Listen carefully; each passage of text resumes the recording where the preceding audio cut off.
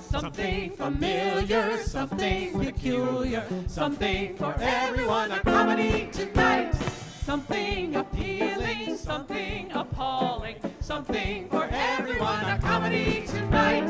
Nothing with kings, Nothing with crowns, bring on the loafers, liars and clowns. false situations, new complications, nothing portentous or polite. Tragedy tomorrow, comedy tonight.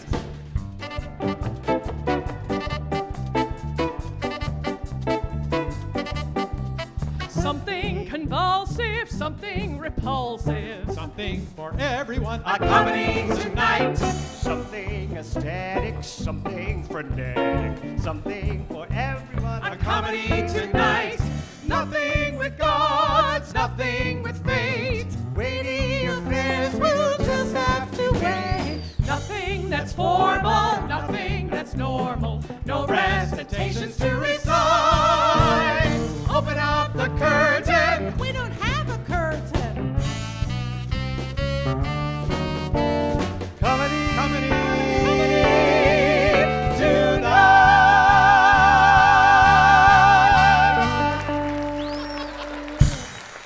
Hello, ladies and gentlemen.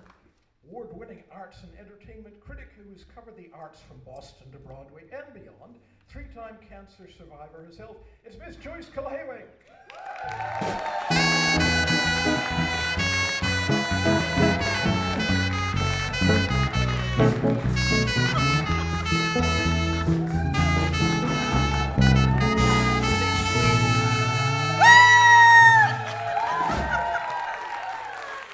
Okay, welcome everybody to our 14th annual concert, Upstage Lung Cancer. Let's hear it, 14 years. We tried not to skip even a single year, not even during the pandemic, where we actually produced this show online from my living room. But Ricky Maycumber shot it, and it wouldn't be the same if he didn't, and we're still trying to get him out of my house. And he's here tonight.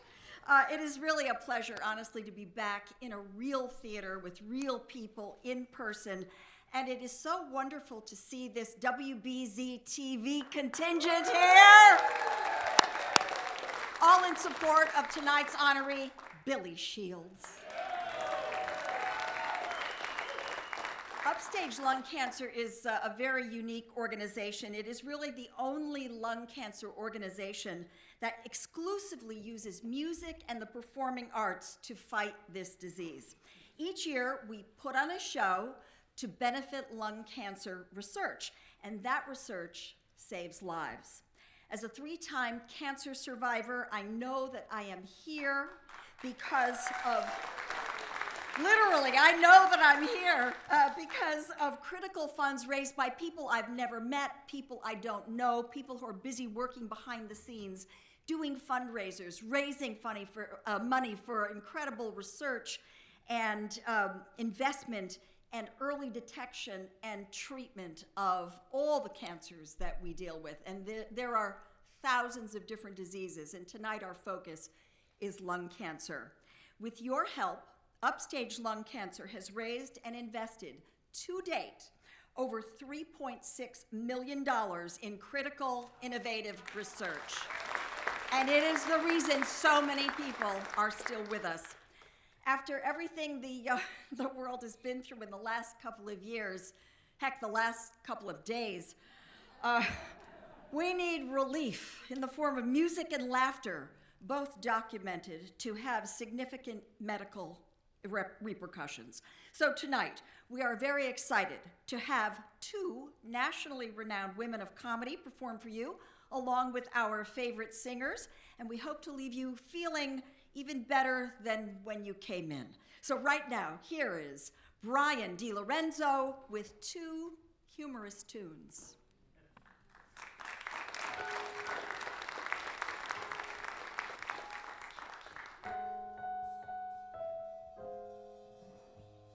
Autumn in New York and April in Paris are no longer chic.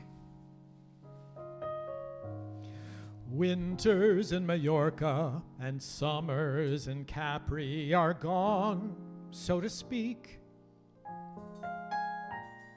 The people who have the wherewithal have found a new place to have a ball. They've deserted the Champs-Élysées. The Piazza di Spagna is no longer gay. They say their thanks for Fairbanks, Alaska. April in Fairbanks, there's nothing more appealing. You feel your blood congealing in April in Fairbanks. Bright Arctic moonlight illuminates the ice floes, and everybody's breath shows in Fairbanks. You've never known the charm of spring until you hear a walrus sighing. The air is perfumed with the smell of blubber frying. April in Paris, Fairbanks, you'll suddenly discover a polar bear's your lover in Fairbanks. Heavenly weather will turn your skin to leather and lock your jaws together in April in Fairbanks. North polar breezes will sing you a cadenza and bring you influenza in Fairbanks. I leave the Riviera to the fools who want a fancy palace. Give me an igloo and the aurora borealis.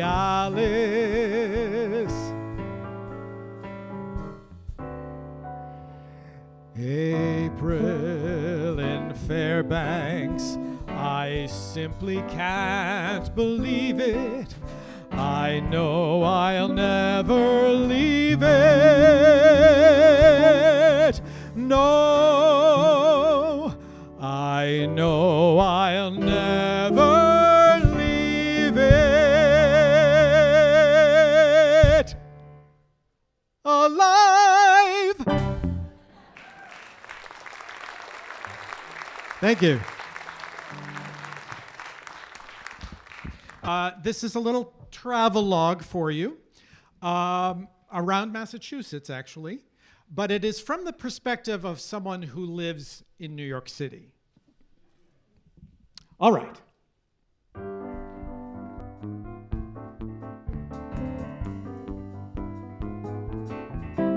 Every year I drive out to Cape Cod for the last part of June. Leave the city by 10 and you're there in the late afternoon. On the way there's a village called Merriment that you pass through. The first time I approached it, I'll always remember the sign that came into view. It said, "Entering Marion," and I thought, what a fun little sign. But the feeling of entering Marion had a kick that was hard to define. A rapturous rush, a physical flush, chills up and down the spine. For the few minutes I was in Marion, all Massachusetts was mine.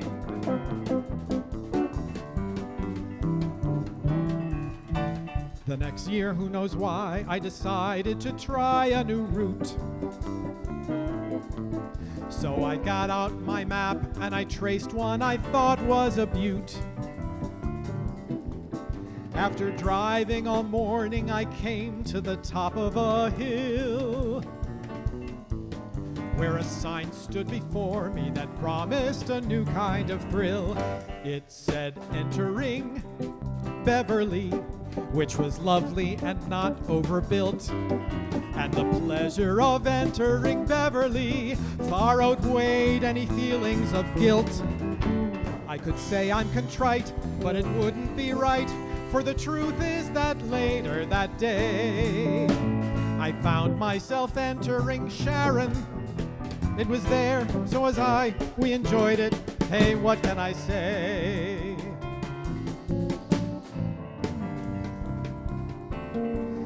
By the next year I try any route, just for novelty's sake. I was cursed with a thirst that no single township could slake. Oh, at the wheel I looked calm, but inside I was running amok. When a sign in the road dead ahead sent me straight into shock. Entering Lawrence. My God, I was out of control. And I'd no sooner finished with Lawrence than boom, I was entering Lowell. Then I backtracked and re-entered Lawrence, then Quincy and Norton as well. Around midnight I pulled into Warren and flopped in a Fleabag motel.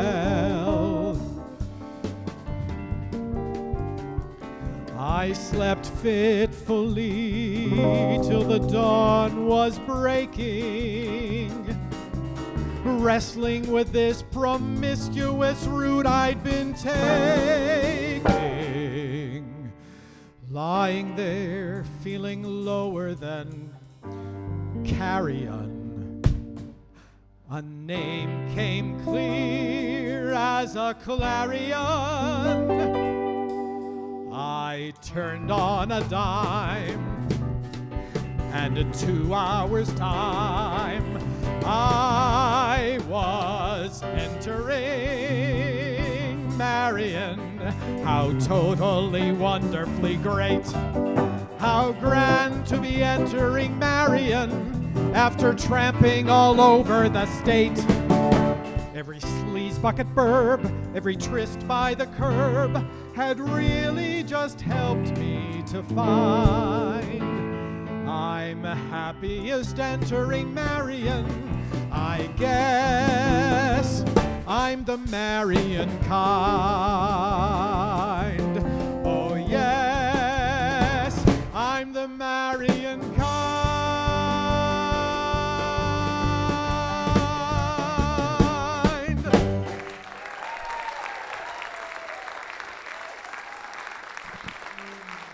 Thank you.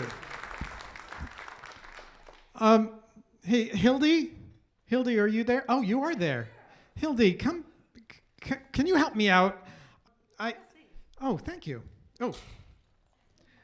I've been having these strange feelings, strange sensations and I can't figure out what it is. Huh. We'll have to figure it out. Yes, as soon as I get a chord. I hear singing, and there's no one there. Olfactory hallucinations, sorry. I smell blossoms, and the trees are bare. It's November, honey. All day long, I seem to walk on air. Oh, my dear. I wonder why. I wonder why. I keep tossing in my sleep at night. Insomnia, too? And what's more, I've lost my appetite. Should happen to me. Stars that used to twinkle in the skies are twinkling in my eyes. I wonder why. You don't need to analyze it, and it's not so surprising, but you feel very strange but nice. Yeah, that's kind of it. Your heart goes pitter-patter. I know just what's the matter, 'cause I've been there once or twice.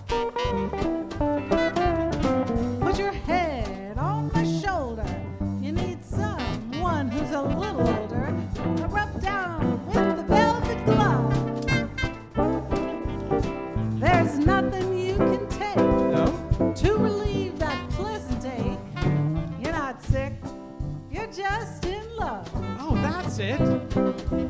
I hear singing and there's no one there. So surprising. I smell Feel blossoms very and the strange, trees but are bare. All day long I seem to walk on air. I wonder why. I wonder why. I keep tossing in my sleep at night.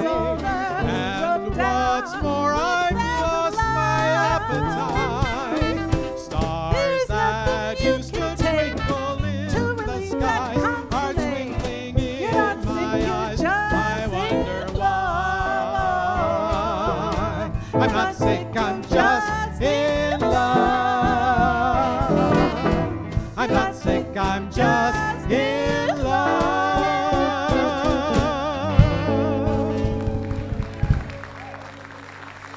Thanks for your help, Hildy. Anytime, sweetheart. How much do I owe you? Thank you, Hildy and Brian. And I think Sharon and Beverly are waiting for you out in the lobby. On that note, I would like to say that all of us here at Upstage Lung Cancer are in love with our researchers, with our scientists, with our doctors, all of whom have used the funds raised here to fight and make progress in the battle against lung cancer. Right now, I'm very happy to introduce someone who has been with us for a long, long time, actually since the very beginning of this organization, and she has always kept us up to date on the latest research and helps us understand all of the science behind the data. She also brings us the good news, and part of that good news is that by supporting lung cancer research, that is also an aid in the diagnosis and treatment of many other kinds of cancer. Please welcome thoracic radiologist and associate professor at Harvard Medical School, Dr. Francine Jacobson. Francine.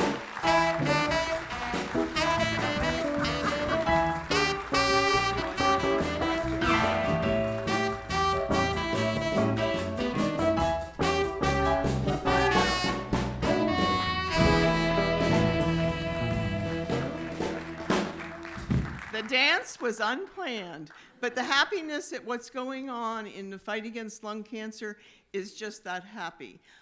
The biggest news for me of the year is someone has actually started to unravel the mystery of what causes cells to have the ability to down the road become cancer, and especially in lungs, which leads to a way to turn off that switch before cancer. It may not be here in my lifetime, but we're adding a new generation in my family shortly, and I think it will happen in that child's lifetime. So I'm very happy with that.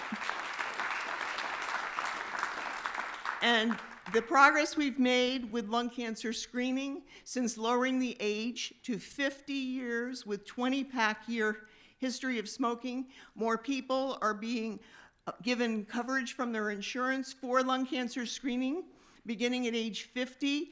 The average age for lung cancer is 73 or 4, and that means that we learn a lot about someone's lungs along the way. Over the next 5 years, the dose will come down below that of a current chest x-ray.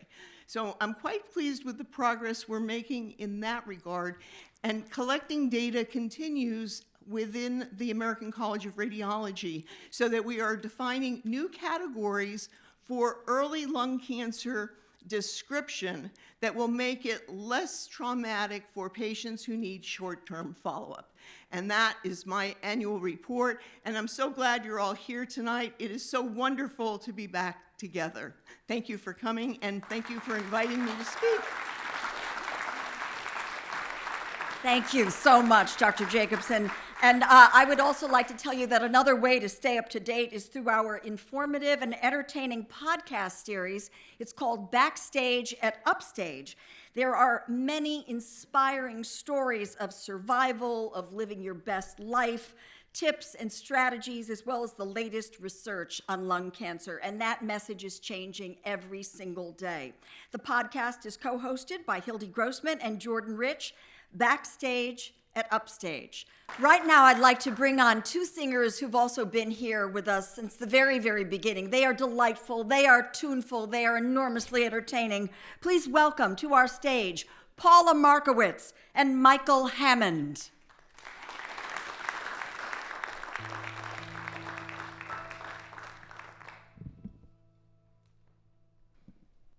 There's a boy who works at Starbucks who is very inspirational.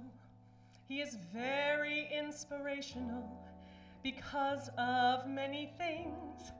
I come in at 8:11 and he smiles and says, "How are you?" When he smiles and says, "How are you?" I could swear my heart grows wings. So today at 8:11, I decided I should meet him. I decided I should meet him in a proper formal way. So today at 8:11, when he smiled and said, "How are you?" I said, "Fine, and my name's Paula." And he softly whispered, "Hey." And I said, "My name is Paula, and thank you for the extra phone." And he said his name was Taylor, which provides the inspiration for this poem. Taylor, the latte boy, bring me Java, bring me joy. Oh, Taylor, the latte boy, I love him, I love him, I love him. So I'd like to get my nerve up to recite my poem musical. He would like the fact it's musical because he plays guitar. So today at 8:11, Taylor told me he was playing in a band down in the village in the basement of a bar. Then he smoothly flipped the lever to prepare my double latte. But for me, he made it triple, and he didn't think I knew. But I saw him flip the lever, and for me he made it triple. And I knew that triple latte meant that Taylor loved me too. I said, "What time are you playing? And thank you for the extra skin." He said, "Keep the 355 because this triple latte was on him." Taylor, the latte boy, bring me Java, bring me joy. Oh, Taylor, the latte boy, I love him, I love him, I love him. I used to be the kind of girl who'd run when love rushed toward her. Finally, a voice whispered, "Love can be yours if you step up to the counter and order." Taylor, the latte boy, bring me Java, bring me joy. Oh, Taylor, the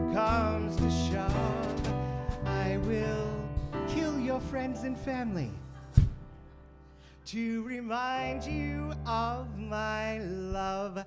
La da da da da, da da da da da, ya da da da da da da da da da da da da da da da da da. Everybody, da da da da da da da da da, ya da da da da da.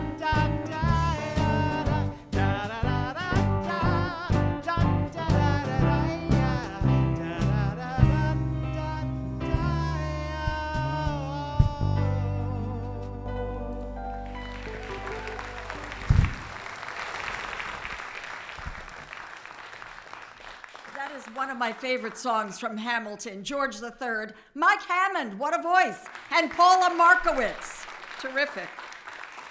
And now I am back. I am back with our annual Fan Award.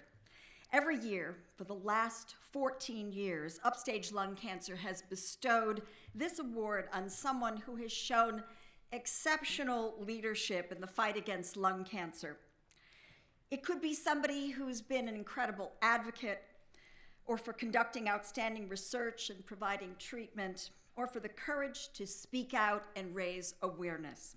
This year, I am so very proud to announce our recipient is my colleague, my friend, and compatriot for decades at WBZ-TV, Emmy Award-winning journalist Bill Shields. Not yet, Billy. I got more to say. But yes, give it up for Bill, the first of many. Right. Bill joined the newsroom in 1980, WBZ, and it was actually the year before I joined the news team, and he was right there to welcome me. And I hadn't even come downstairs yet. I was working upstairs at Evening Magazine when he and another WBZ TV reporter, Andy Hiller, sought me out in the middle of the building and came upstairs, found my desk just to say hello. And I thought, oh, isn't that so sweet? And they were so adorable and attractive. Bill was a dashing presence on the air and on the ground. He covered anything that was thrown his way, and you have to remember that in news, we mount 3, 4, 5 shows a day, and we don't know what the script is ahead of time. It's whatever happens. Bill would be out there covering this with incredible clarity, compassion, humor, down-to-earth common sense, warmth, and a kind of approachability that made viewers just feel so comfortable and so in love with him. He did this for 41 years without missing a beat. Even when he was sick, even when he was diagnosed with lung cancer the first time and fought back, and years later is doing this again. He has remained his joyful, open, unpretentious self. He is blushing like mad, willing to share this very private matter publicly, which takes a lot of courage, I think. It not only raises awareness and reduces the stigma which is still attached to lung cancer, but it is an enormous comfort to millions of other people out there who are fighting the same way, the same disease every single day. They know they are not alone. Bill Shields, we are all your fans. Please come up and accept the Upstage Lung Cancer 2022 Fan Award. Now it's for you.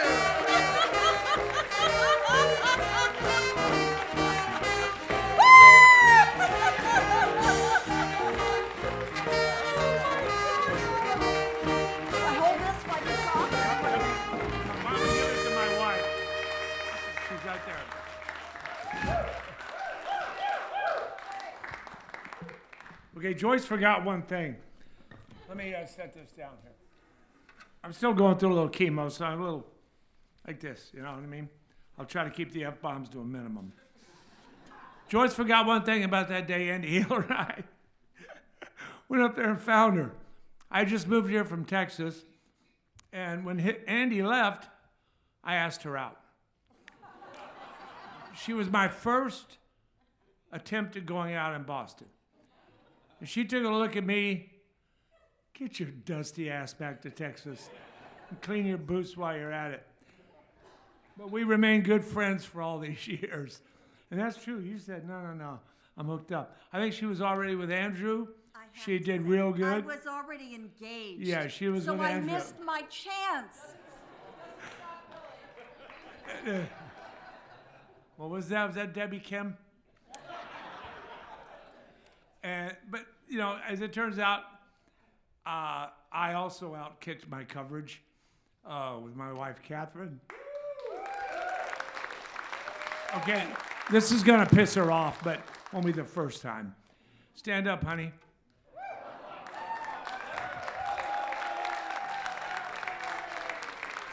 Wave to everybody. Wave. That is an angel on earth. And not because she puts up with me, but because 10 years ago when I had cancer, this year when I get cancer, she has not missed one appointment at Dana-Farber. Not one. Not checkups, not scans, not infusion, none of it. I mean, you don't want to be in a room when someone's getting infusion. She hasn't missed all of it. I mean, any of it. And like I said, I outkicked my coverage. But I also want to recognize all my friends that showed up here. I did this. This had to be something doing at Peter Brown's or Bob Lobell's over here. He probably had something to do with it too, you know. I mean, yeah, Ted Wayman, yeah, or Rick Macon. There's just so many people here, and I got to identify a couple because this is all about humor, right?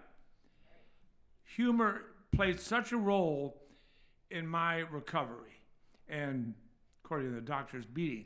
But let me introduce you to 3 or 4 of the funniest people you will ever meet who are not on stage, who I worked with, that was just a riot. Roby, Dave Robichaux, Alan Miller, and fucking Danny Murata from South Boston. But I also want to identify, we're all friends, pal.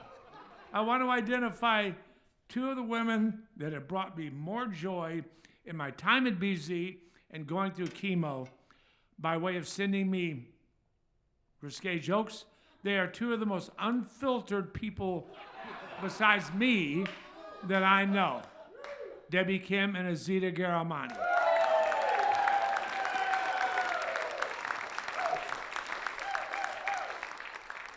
They are, I mean, if you guys knew these people, they're all so funny. But anyway, humor, again, I'll keep this short. Humor is, when I was first diagnosed with lung cancer 10 years ago, my wife's sitting there with this team of doctors at Dana-Farber, and I asked, okay, great, what stage am I? And one of them said, 3B. And I looked at him and I said, B, what's that stand for? Bye? And my wife said, no, beat it. I went, okay. So that was the attitude that I took. And in my twisted sense of humor, never really left. You know, you want to get rid of the cancer, but it didn't get rid of my sense of humor and my joy of living. And I came back to work in 2 months. No hair, but who cares? It's only television. But now I just finished now 6 rounds of chemo, second bout with it. And again, my doctors have told me that humor and my attitude played a key role, almost 40, 50%. Maybe Francine can address it, as to my recovery and knocking the hell out of this cancer, which I haven't done this time, but I did the first time. So I want to thank all of you for being here because your effort, your money makes a big difference. 20 years ago, my diagnosis, I wouldn't have gone anywhere. You know that. And now, I'm living a good life. Still got a little chemo fog going on, but you know, it'll pass, I hope. I'm 70, so maybe it'll pass. No, Neither's mine. You are the embodiment of the change of lung cancer from when we had an equal number of people diagnosed and dying to it now being a chronic disease along with a whole family of cancers that didn't have to struggle to get out of the closet. You are the real deal. Oh, thank you, Francine. And she and I already had a talk, and I thanked her for her work and her efforts and your family's efforts in the next generation, because it's going to mean a lot. And you and others like you mean a lot to me. And here's the last thing I will say besides addressing my son Tyler didn't want to stand up. He's too tall anyway. I mean, I have 3 sons. They go 6'5", 6'3", and 6'2". I'm 5'9". My wife's 5'7". I think there's a tall mailman in the picture somewhere. I don't know.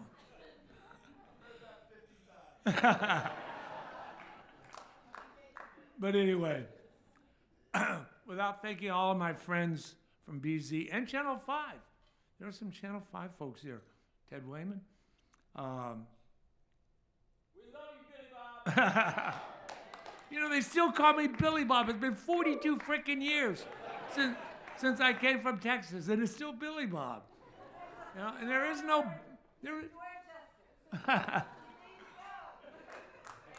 I'm gonna say one thing, and I've said this to people in infusion, and I've said this to people I've met who had cancer at Dana-Farber, and I quote Jim Valvano from North Carolina State years ago.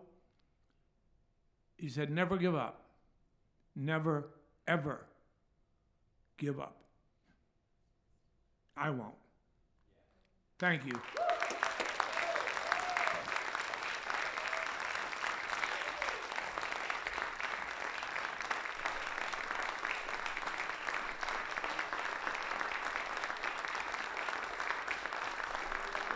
Bill Shields. We love you, Billy Bob. And Bill, this is the reason we do this show. So thank you very, very much. We're so glad. Mwah. We are so glad you are with us still. Right now, it is my pleasure to introduce another gifted storyteller. Bill can tell a few stories. You've seen this woman on ABC TV's The View, Lifetime TV's Girls' Night Out, Fox TV series 24, as well as NBC's Last Comic Standing. She was named one of 10 comedy best bets in Backstage's annual comedy issue and won national accolades for her comedic chops. Please say hello to Jane Condon.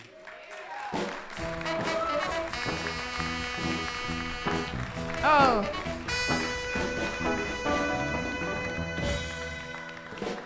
My favorite, though, is Cardi B. I love it. Her fingernails, she could take your eye out, you know. And she did start as a stripper, but you got to start somewhere. Okay. Do you know her name actually comes from Buck Hardy? She just changed around the letters, and I'm thinking, well, I like Diet Coke. I could be Cokey D, you know. Oh, that's a new joke. Thank you. I thought of that on the Mass Pike. Thank you, Mass Pike. Okay, yeah. Anyway. But what I like that Cardi B sings is knock me down 9 times, but I get up 10. What an inspiration. And she sings, went from making tuna sandwiches to making the news. I went from making tuna sandwiches to the Mosesian Arts Center. Yes, I did. Thank you.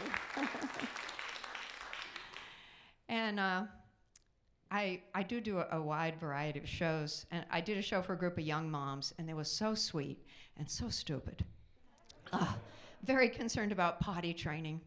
And I said to him, look, by the time your kids get to college, they will be potty trained. I remember when my own boys were 5 and 8, they go into the bathroom, do their business, and then race in the kitchen and say, Mom, you gotta see it. And I go into the bathroom and say, oh yeah, you are awesome. It is so big. Well, now at some point you gotta shut this down, right? So one day I go into the bathroom, I do my business, I come into the kitchen, I'm there, guys, you gotta see it. And that was the end of that, yeah.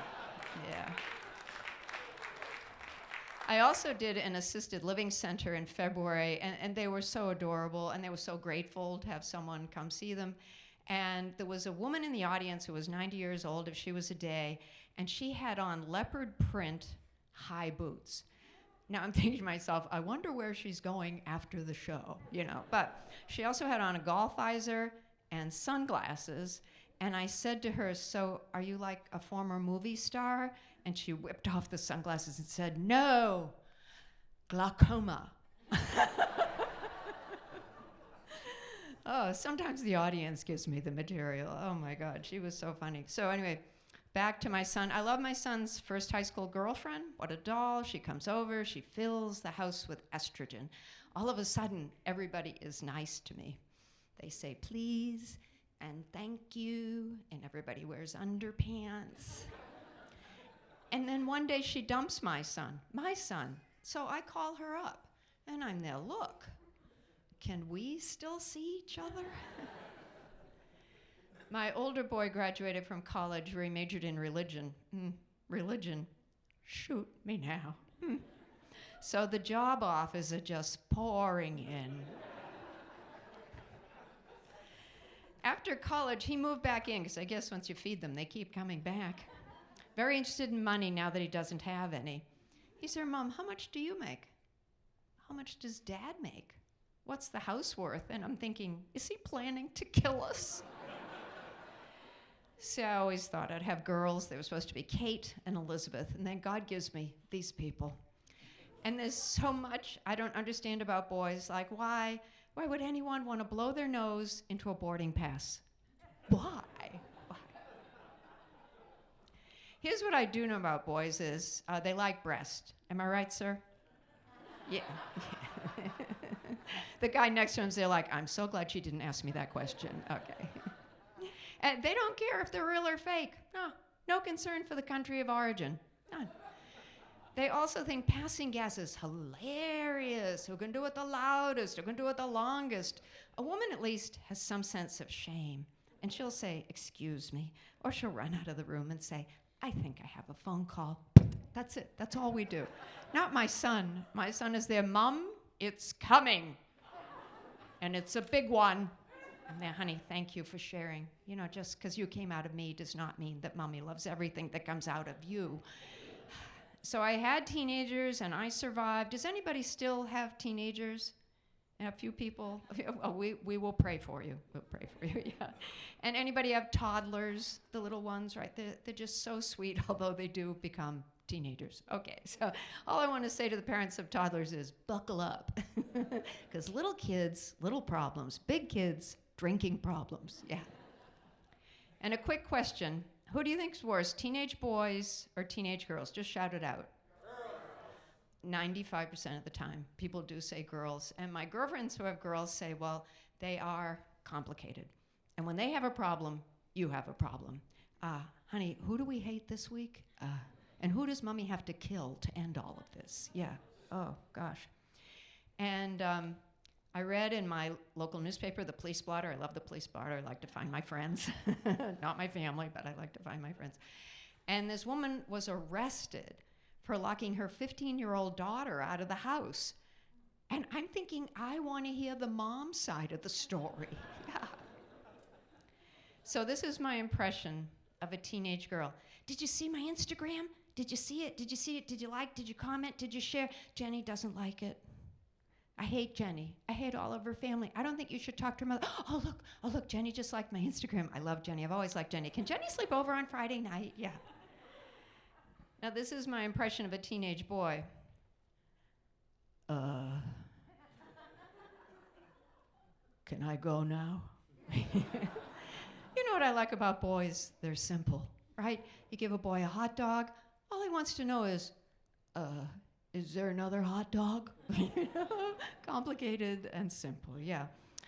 But I'll tell you this, boys can be a handful too. One time I was out on a sunfish with my son, and he back-talked me. And I tried to rise above it, and he back-talked me again, and I tossed him off the boat. I said, you can swim home. Well, the kid is in shock. He's unaccustomed to such treatment. He said, Mom, I'm going to report you to social services. And I'm there, go ahead. They remove you from the home, not me. Yeah.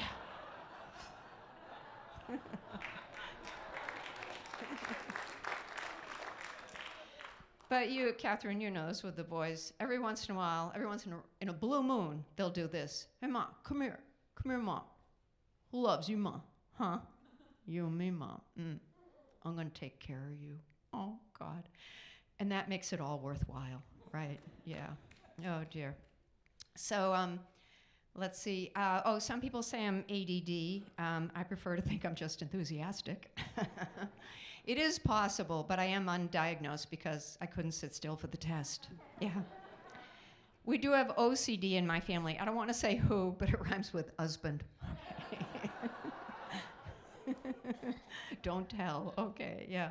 But hey, you know what? I live in a clean house. He changes the sheets. We've been washing our hands forever, okay? I used to be a slob, and now I'm anal by marriage. So it all works out. I hope you don't take that the wrong way. Okay, so. Oh, dear. So back to the ADD. I am very distractible. I'm like the dog in the backyard going, squirrel, squirrel, squirrel, squirrel, squirrel. Okay, and I do get things mixed up. I don't want to, I just do. I say things like, well, I wish I'd been there. I wish I'd been a fly on the ceiling. What I mean to say, I wish I'd been a fly on the wall. And last week, I meant to say, you don't bring a knife to a gunfight. Anybody from Brockton knows that. You don't bring a knife to a gunfight, for God's sakes. Marvelous Malvin Hagler, Rocky Marciano, wake up. Okay. Anyway, you don't bring a knife to a gunfight, but I said, you don't bring a nun to a gunfight. Yeah. And during the pandemic, I went on all these long, long walks with my best girlfriend, and I was so grateful to her. And I said, you know what? You have been like a real dog biscuit to me. I meant should been a real treat. Okay, but anyway. So, anybody ever been told they talk too much? I'm a talker. Do we have any other talkers here? Thank you. A couple of honest people. Be loud, be proud, okay? And I still remember one time when I was 5, my whole family went away on vacation without me. Yeah, and I said, why can't I go? And they said, because you talk too much.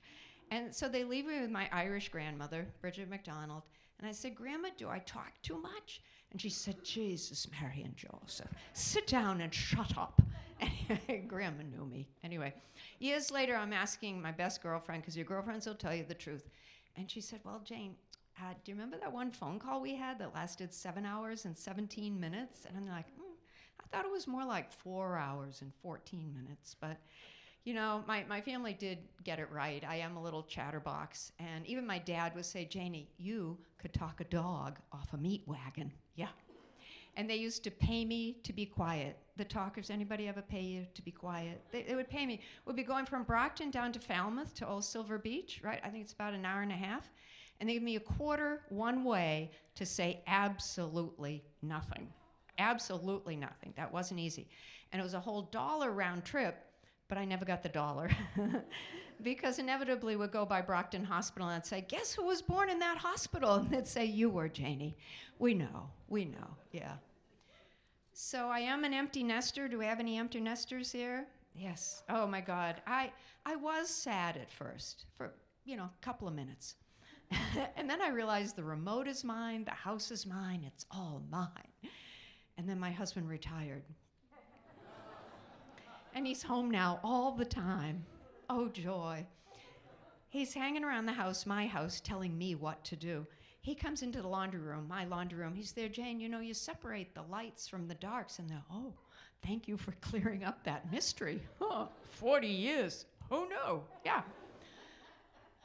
So I did a show at Brouhaha Comedy Club in Hartford, the late Saturday night show. I had no business being on this show. I should have been in bed, okay?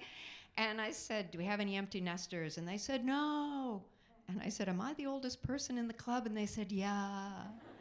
And I said, well, that's all right. That's okay, because I have Medicare and you don't. Yeah. My boys are older now. They're up and out of the house. One is in LA, one is in New York. One is married. The other one is still considering his options.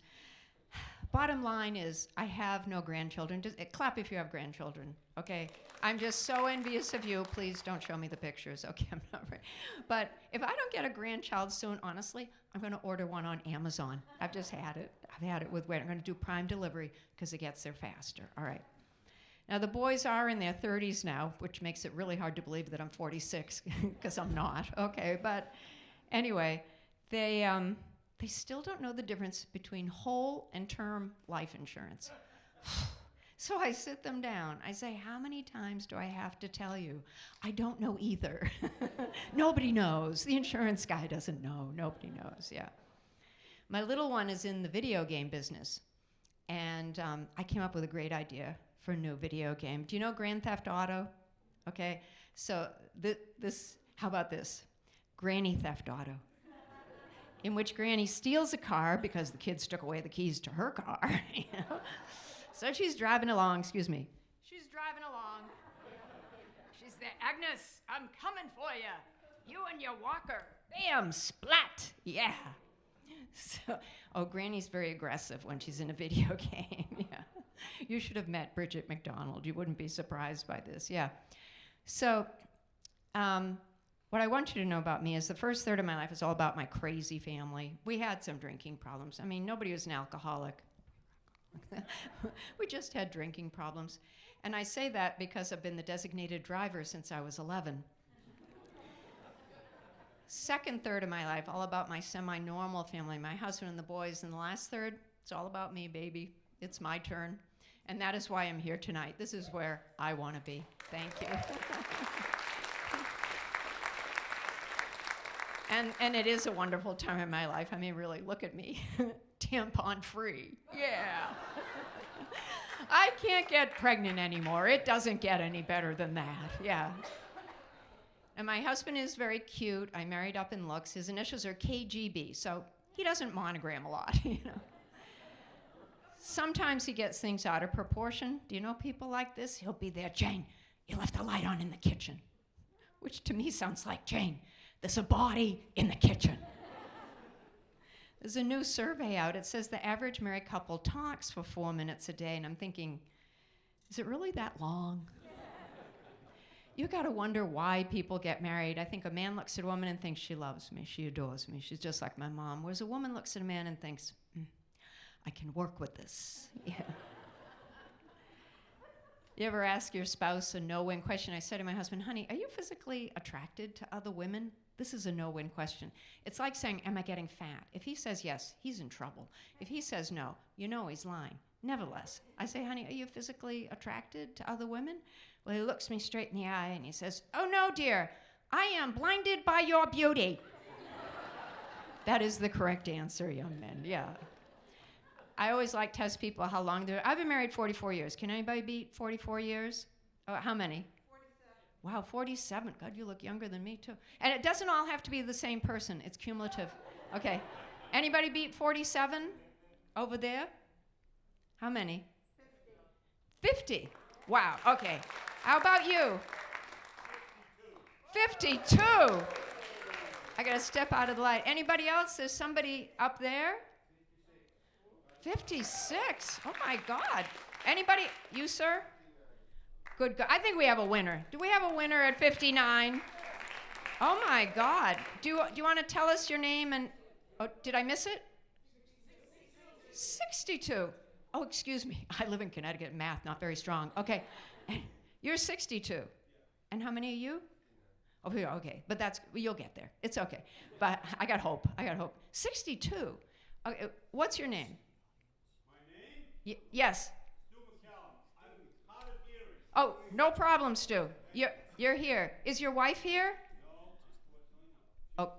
She's home, waiting to go to the doctor to have some looked at. So. Okay, but you're going to go to every infusion with her, and you're going to be a good person like Catherine. Okay. Well, anyway, but there are some younger people here, Stu. So, what's the secret? How'd you get to 62 years?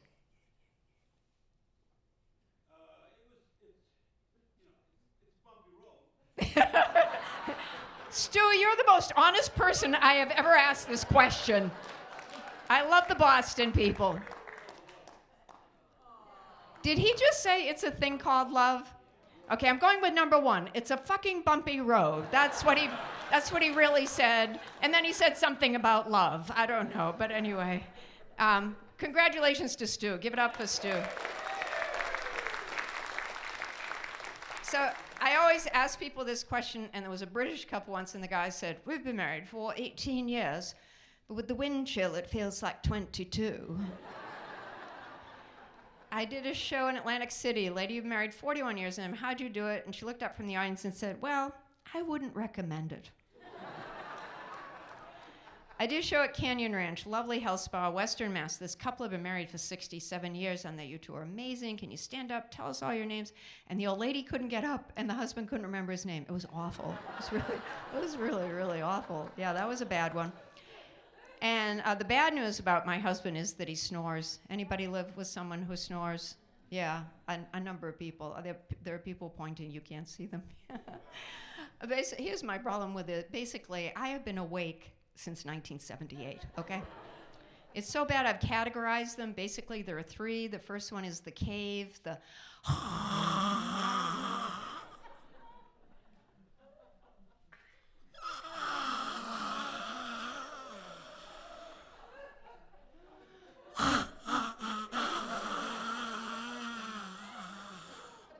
the second one is the stalled engine, the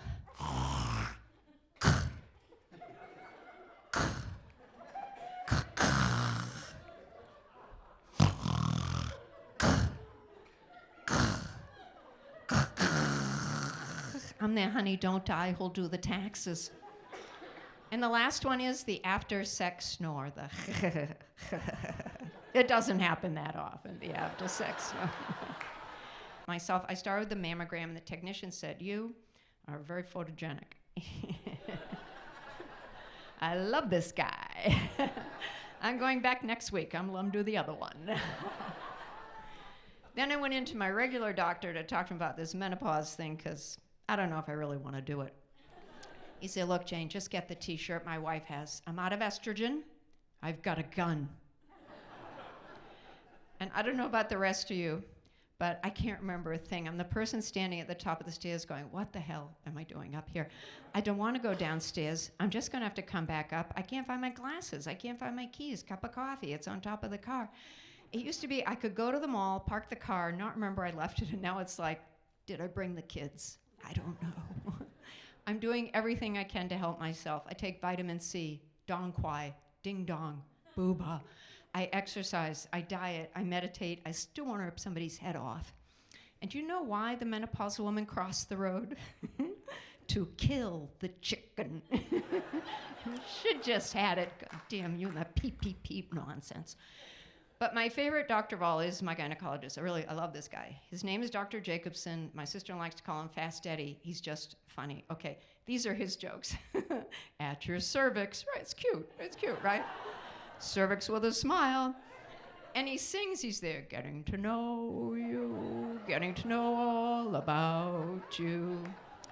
You got the feet up in the stirrups, flimsy gown. Do you want to say to your doctor, "Does your mother know what you do for a living?" He called me up a couple of weeks ago. He said he'd started to do laser vaginal surgery. Laser vaginal surgery. And I'm thinking, how is this going to help my eyes?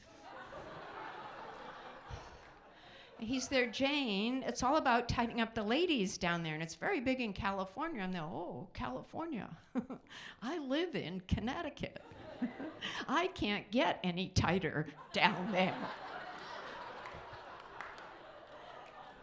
You know what? I am happy for the yogas about Viagra. Great news for them. Kind of bad news for older women. A friend of mine is a nurse. She said the old ladies are coming in like this. "Please, do not give it to him. Please, I'm begging you." Just when things started to settle down, Viagra. Oh, he's gonna break my hip with that thing. And I don't know if the old guys know it, but it does have side effects. First of all, you see blue.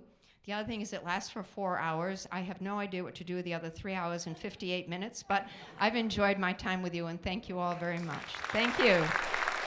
Jane Condon. Thank you, Janie. And let's also have a big round of applause for Stu McCallum. Oh my God. Stu, I had no idea you were here. Mwah. Love you. Right now, I'd like to welcome back Hildy Grossman with a couple of tunes. Hildy, you're the woman who began it all. Oh, following these two comedians, I'll tell you, this is something.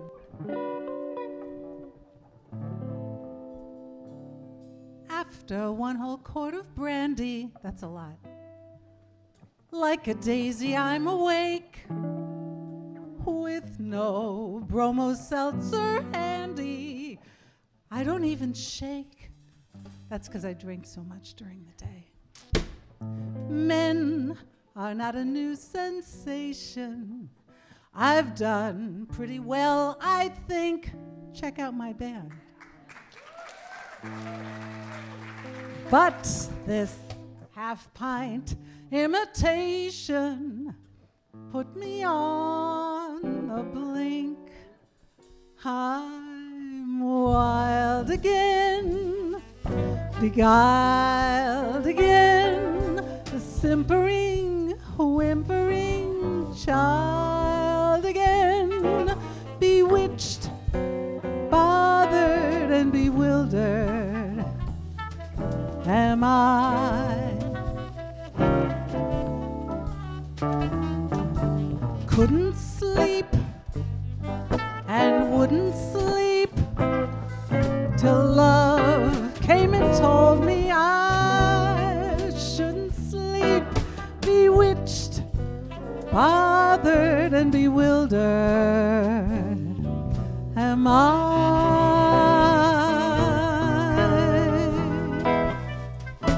Lost my heart, but what of it? My mistake, I agree. He's a laugh, but I love him, although the laugh's on me. A pill he is, but still he is all mine, and I'll keep him on till he is bewitched, bothered, and bewildered am I. My band.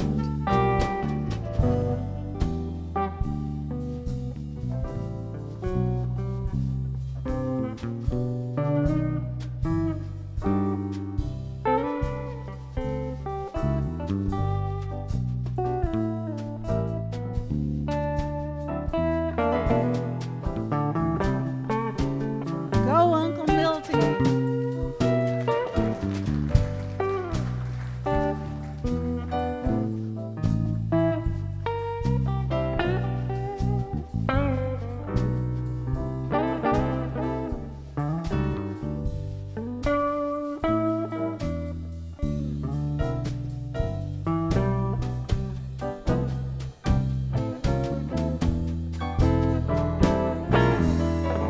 When he talks, he is seeking words to get off his chest. Horizontally speaking, he's at his very, very best. Vexed again, perplexed again. Thank God I can be oversexed again. Bewitched, bothered, and bewildered am I.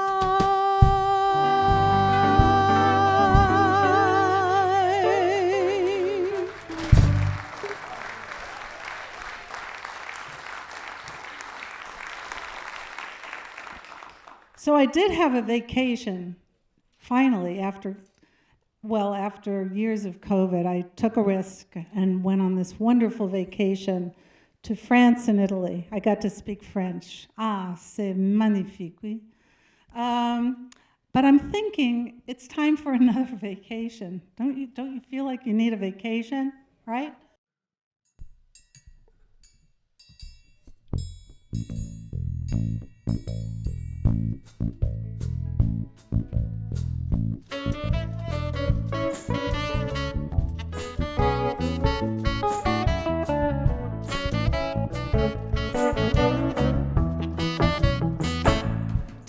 decide to get away and have some fun.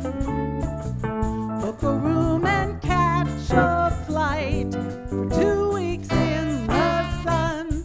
He says Hawaii's too expensive. I say Barbados isn't bad. He said I'd love to see Bermuda, and I say, Mister, are you mad? Bermuda Triangle, it makes people disappear. Bermuda Triangle, don't look near. It doesn't seem my angle, and the things I've been done. So Bermuda Triangle, here we come.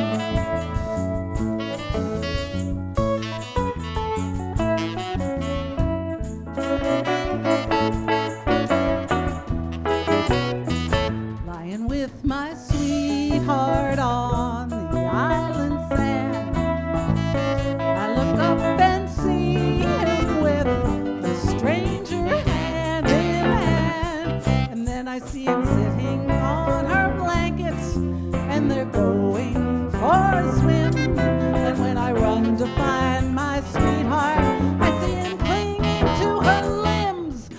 Bermuda Triangle made my sweetheart disappear. Bermuda Triangle, don't go too near.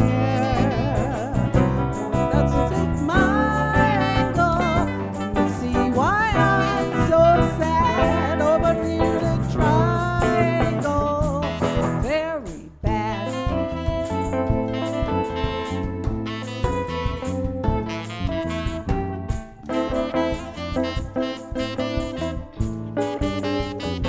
Lying lost and lonely on the island sand, when a handsome stranger says hello and takes my hand.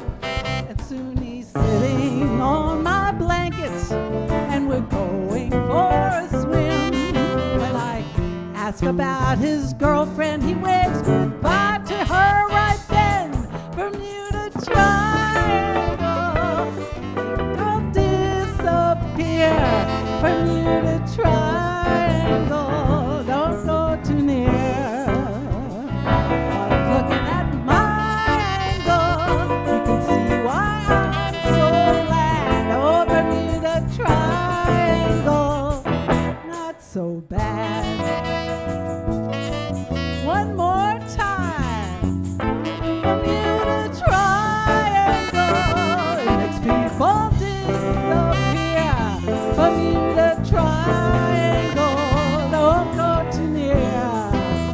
Looking at it from my angle, you can see why I'm so glad.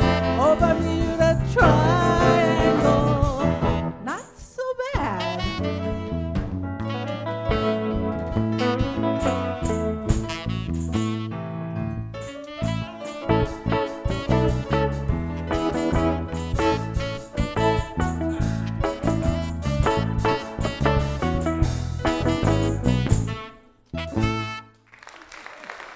Thank you.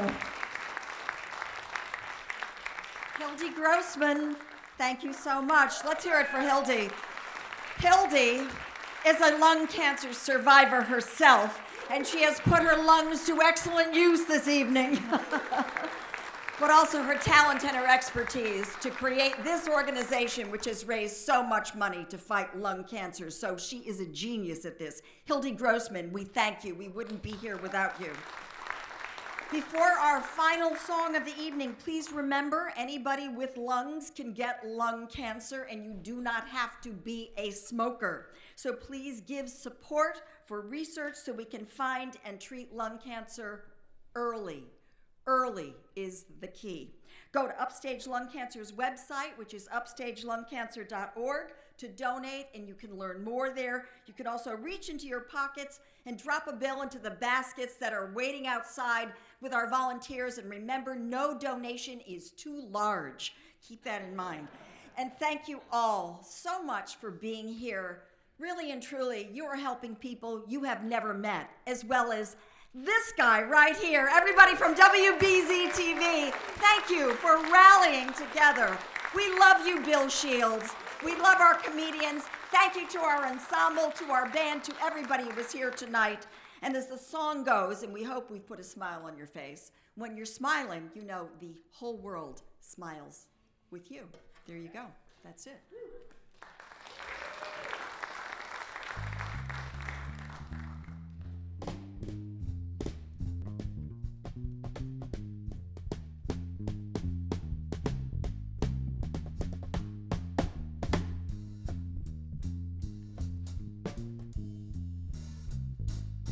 When you're smiling,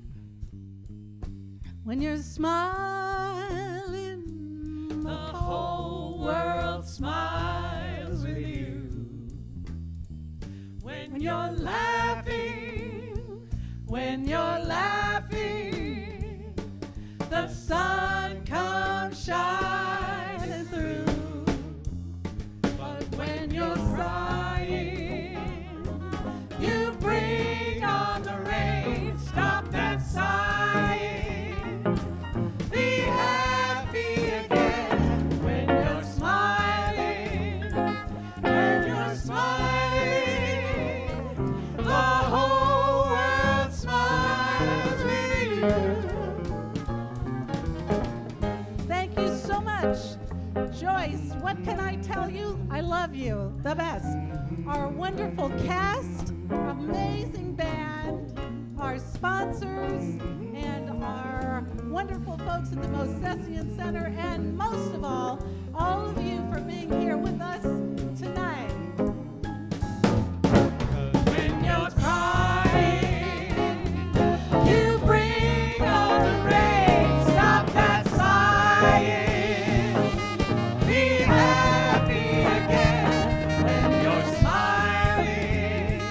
When you're smiling, the whole world smiles with you. When you're smiling,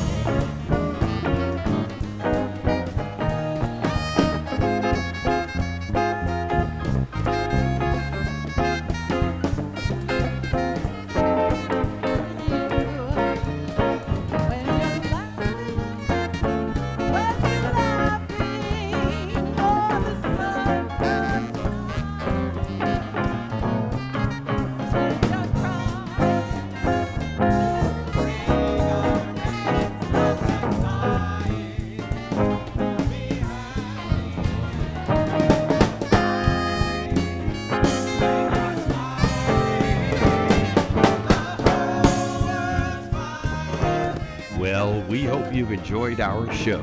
We're glad you joined us. And now, please donate by going to upstagelungcancer.org/donate. Help us support life-saving research. Remember, if you have lungs, you can get lung cancer.